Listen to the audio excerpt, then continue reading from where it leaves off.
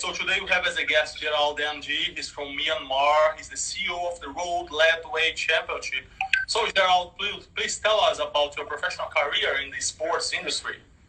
I'm actually from Singapore originally. I moved to Myanmar about 3 years ago to kickstart the World Lightweight Championship with the goal of growing the martial art, Burmese martial art of Lightweight globally.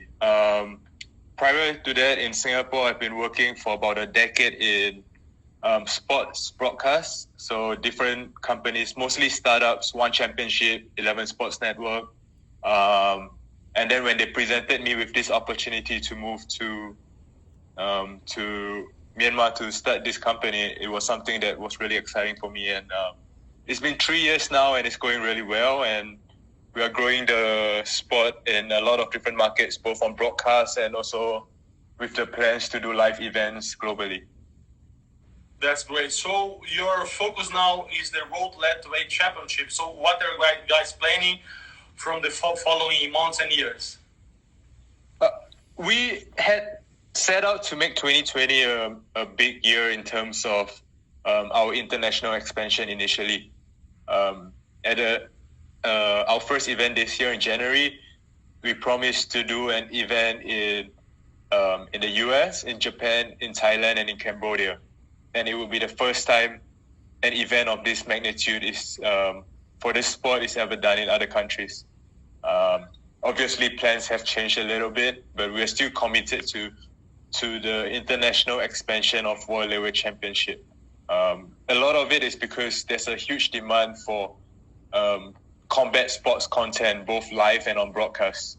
And I think that with our product that is still a little bit niche and also a little bit new, we can generate interest in new markets, and we can get a portion of the market share in terms of breaking into the mainstream sports landscape.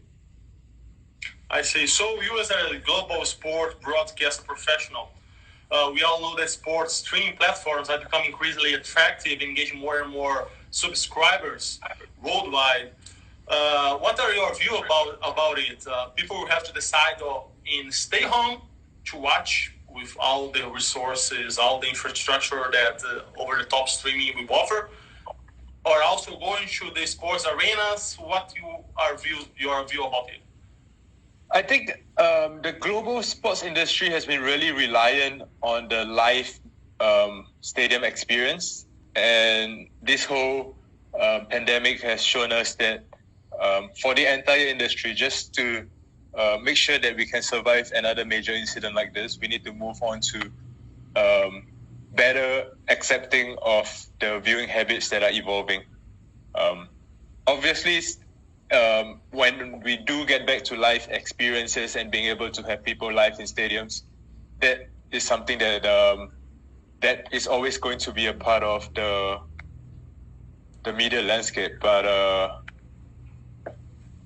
we should look at accepting more of the global broadcast,